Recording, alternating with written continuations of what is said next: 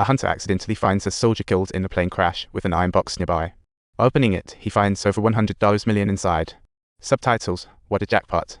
Who'd expect hunting with a client to bring such a fortune? Pure luck. Jack swiftly packed the cash into his backpack, heading to meet client Sizaya at the mountain's base. She was stunning body and face, and Jack was captivated. But he had been too broke to confess. Now, with all this cash, Jack was ready to reclaim his manly confidence and shout his. With money backing him up, Jack became quite the charmer. He told Sizai he was actually an undercover rich kid just hunting for life. If you don't mind descending with me, let's marry. Sizai feigned calm, but was thrilled inside. Next morning, she strolled to Jack in a revealing dress. Walking, she remarked in the cold. Faced with such overt flirting, Jack quipped, "Pence might help, no wonder you're single." Or maybe Jack came to his senses. Here's the fortune. What girl can't he get? No need to waste time on Sizai. He ignored the fact ill-gotten gains bring trouble. Soon, heavily armed mercenaries surrounded them. As the distance between them shrank, a showdown was inevitable. Jack, being a retired special forces guy, remained calm. He swiftly took out 2 enemies and shot down a sniper from 2 kilometers away. No one could last more than 2 rounds against him. The leader wasn't about to hand over his men like that, so he sent men after Jack.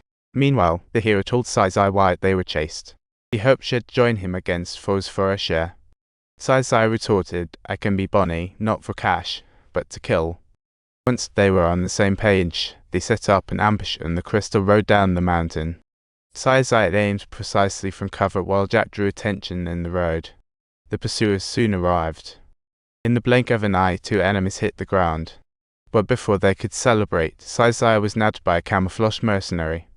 Jack thought briefly, then got an idea. He raised his hands cooperatively, lured the enemy into dropping guard, and shot to end the crisis. Afterward, they decided to hide the cash in a tree, cause moving around with all that money was just too awkward. From the outside, you couldn't tell anything was amiss. The plan to come back for it after sorting out their troubles was actually pretty solid. The next day, the duo was back on their escapade. They didn't know how long they wandered, but they finally found a road.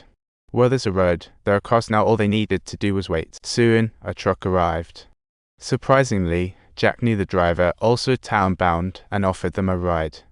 But as they walked to the back, the driver sneakily whipped out a wrench, knocked Jack out, and swiftly held Sizai at gunpoint.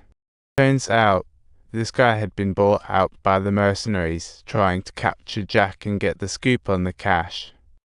But what he didn't count on was that Jack was a lockpicking pro. Before long, the boss and his minions showed up. Using that moment, Jack managed to locate Sizai and successfully rescued her.